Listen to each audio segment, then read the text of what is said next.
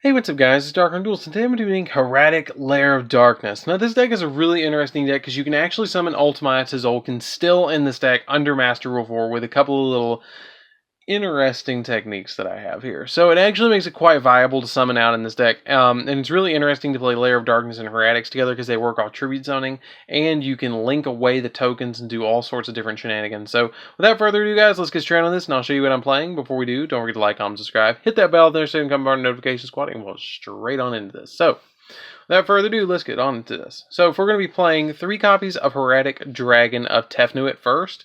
Hieratic Dragon of Tefnuit's effect is basically as a Cyber Dragon, and all of our Hieratic monsters that we play in this deck share the ability that if they are tributed, you get to special summon a normal monster that is a dragon from your hand, deck, or grave, but make its attack and defense 0. So you can use those as XYZ material or use them as link fodder as well to be able to summon all sorts of weird stuff. So then the next card that we play is 3 copies of Hieratic Dragon of Su. Basically, this is you get to special summon him from your hand by tributing a Hieratic monster. And then he also has the ability that you can tribute a Hieratic monster from your... once per turn, you can tribute a Hieratic monster from your hand or your side of the field, and then pop a spell or trap. So he's basically like walking MST, which is pretty cool. Then I play 3 copies of Hieratic Dragon of Nebthet. You get to tribute a monster. You get to tribute a Hieratic monster to destroy a monster your opponent controls, and then you can also special summon this one out by tributing a monster on your side of the field to special summon it. That's a Hieratic. Then we play 3 copies of Iset, which is the best one in my opinion. You get to normal summon this one without tributing, and then its level becomes 5, or its level stays 5, but its original attack becomes 0. And then once per turn, you can target a face-up dragon-type normal monster on the field, and the levels of all face-up Hieratic monsters become the current level. So it can manipulate levels to get it to the right level to make all your XYZ plays and synchro plays and all sorts of cool plays that you need. Then I play 2 copies of Darkest Diabolos.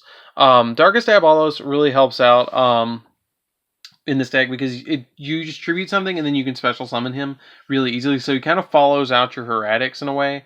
That's why I play him at 2 instead of 1. Some people play 1 in Lair of Darkness decks. I think 2 is really good in this deck because I use him as XYZ materials, and plus he's a 3k beat stick with really cool effects to go with it.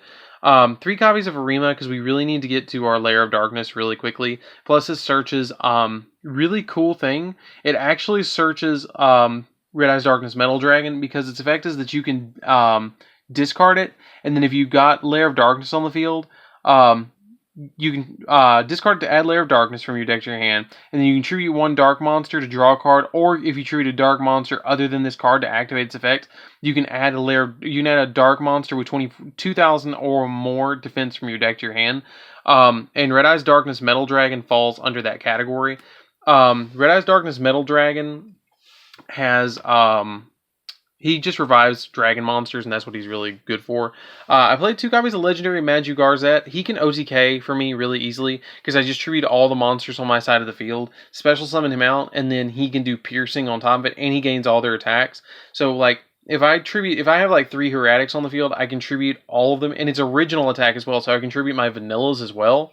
So like if I have like a, I don't know, dragon, what's the name of that vanilla? Dragon Horn Hexer. He gains 2300 attack, and so I can make him go by 23 off of her, and then 22 off of Su, so he go up to like right there 43 or 45, and then tribute, like, let's say for math purposes we'll tribute Nebthet. He'll go up to 65 and do piercing on top of that, so it can really help out with Legendary Madu-Garzette, and he's a good he's a good 2 of, in my opinion. Then I play Destrudo because it's just really easy to summon him in this deck because Red Eyes Darkness Metal Dragon brings him back, and then you get synchro plays with him and all sorts of stuff. And then I play a really interesting tech card that I really want you guys to guess. It's something I bet you won't get. I almost bet you won't get. It's something that I saw some other Hieratic Lair of Darkness player playing, and I was like, wow, I'm going to do that as a 1 of. So it's interesting, and I will give you a hint. It has to do with drawing cards. So without further ado, guys, I'm going to give you 3 seconds to guess what it is, and then pause the video, tell me what you think it is, and then comment down below, and we'll see if you're right. So the one who gets it gets a free heart. We're going to give you a heart. So 3, 2, 1, here we go. Okay, so don't forget to comment and hit that bell so you can become part of the notification squad. So it is 1 copy of Tongue Twister. Now this is an old Gladiator's Assault card that I actually had to find. It was like $5 for this 1 card. And if this card is tribute summoned, when it is sent from the field to the grave, you get to draw 2 cards and remove this card from play. That's literally the card text. So the interesting thing is this, that I usually do. What I'll do is I'll special summon out like Sue, then tribute for this, and I'll get Labradorite Dragon. And then I'll link them away for Wee Witch, draw 2, and then I can go for all sorts of different plays there. Or you can like special summon out Sue, tribute for this, or tribute up to special summon Sue, special summon this onto the Sue, special summon tokens, use this effect, tribute all these off, summon this, link them away, and then summon something really good out of the extra. It's a free pot of greed for just summoning it. And this deck does that very well. It just summons out something really interesting like Tongue Twister that you can use as a tech card. And then I play 2 copies of my own little other tech card, and that's 2 copies of Dragard. It becomes a level 8 monster just by tributing a dragon monster. And then it also does like really, really good effects. Like its effect is that when you normal summon it, you can normal summon, you can target 1 normal monster in your graveyard with less attack in your grave, and then special summon that monster from the grave, which is awesome.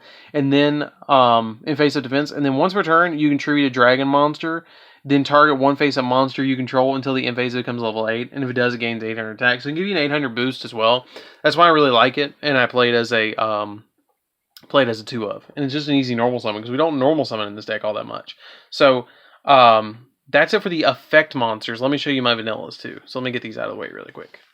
And we don't play any traps. It's just kind of a few spells that we play. So that's a lot of monsters. But we do a lot of tribute fodder and stuff like that. And I love this mat. Savannah actually gave me this mat for my birthday, which, as I'm recording, it was yesterday. So I really appreciate it, Savannah. I want to really quickly give you guys a shout out to her. Comment. It's down in the description below, but her Instagram is down in there. So be sure to go follow her on that if you guys have Instagram.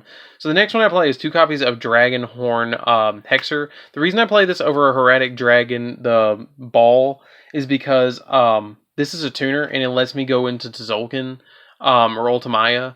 And that's why I play it as a 2 of in here, because I want to be able to go into that. You could probably drop 1 and play 1 ball and 1 of the Dragon Core, but I feel like 2 is the better number. Plus, it's a 2300 beat stick for your copy of Magigarzette if you tribute it off.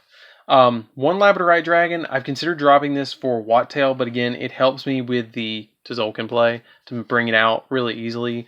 And then 1 Galaxy Serpent as well. The Galaxy Serpent really helps out because it lets you synchro summon really easily in this deck. Like, it's really hard to synchro with a level 8 synchro monster or level 8 tuner and a level 6 tuner in this deck. So the level 2 tuner can really help out because I just go like, if I have Lair on field, I can have Lair, it turns everything dark. I'll have this, and I'll have, like, Sue on field. I'll normal summon, or special summon this out with an effect. Synchro Sue in this way, and summon Beals. So, I mean, like, it's really easy to go with plays with this card. So that's it for the monsters, guys. You can kind of play the vanillas any which way you want. You can play 3 vanillas. It's a little less bricky, but I like 4. Wattail is another really good one. 1 Monster Reborn, because it's, you know, it's a good card. 1 Monster Gate, because you can tribute stuff and then get other monsters, and all of these trigger off of being tributed, just about. 1 Reasoning, because they're all different levels. 3 Hieratic Seal of Convocation. You get to add any Hieratic from your deck to your hand, enough said. 3 copies of Lair. Lair is the central point of this deck, that you're going to be tributing stuff off to get more tokens, so that's why I play it at 3.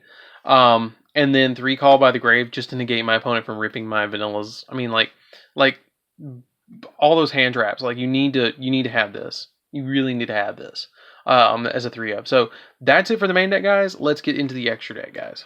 So I don't play any hand traps in this deck also, because I just feel like there's not a lot of room in here, and I want to get to my combo pieces so quickly. That's why I just play Call, to just stop my opponent from interrupting me with their hand traps. So then I play 1 Tzolk'in. Tzolk'in is optional. You don't have to play Tzolk'in. You can play something else if you want to. If you want to focus more on the rank 6 aspect or the rank 8 aspect, drop Tzolk'in altogether. I just like it because I really wanted to be able to play it. Star Eater, because you can go Labradorite Dragon and E-set or net that into this, and it's really awesome to be able to drop this. It's a humongous beat stick at 3,200, and with Lair on the field, it's just really interesting. Crystal Wing to summon off of the Zolkin. Cyframe Lord Omega, because we can make rank or level 8s really easy with Galaxy Serpent. Beals, this is when Lair of Darkness is live. You can summon this because it requires a dark tuner, and it makes Galaxy Serpent dark, so you can summon it off. Hope Harboring, because it's the best rank 8 in the game. This is Hieratic Dragon, or Hieratic Sun Dragon, Overlord of Heliopolis.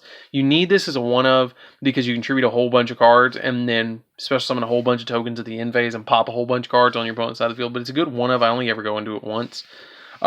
Utopia Beyond, because it's big beat stick and it makes everything 0, so it's really good. Bouncer to negate monster effects, and Hieratic Dragon King of Atum, because I can summon it and then summon Flare Metal from deck and go into combos. I feel like 1 is fine, but if you want to play more of it, go be my guest, drop to Zolkin and drop Crystal Wing and play like 1 more of this, and when the Link monster comes out, play that as well. Borload and Boral Sword, because it's easy to get these out. Nightmare Unicorn, because it's also easy to get Nightmare Unicorn out in this deck, and sometimes I need to bounce stuff. And then 2 copies of Wee Witch, because everything turns dark, and that's something that you have to keep in mind. When you use Lair, everything's dark. It does boost your opponent's monster, but I'm really using it for the Link Arrows. Plus it becomes a 1900 beater on summon, which is nice, and I can just link away just any monster I want. Usually I summon, like, I'd link away Tongue Twister and something else to summon this.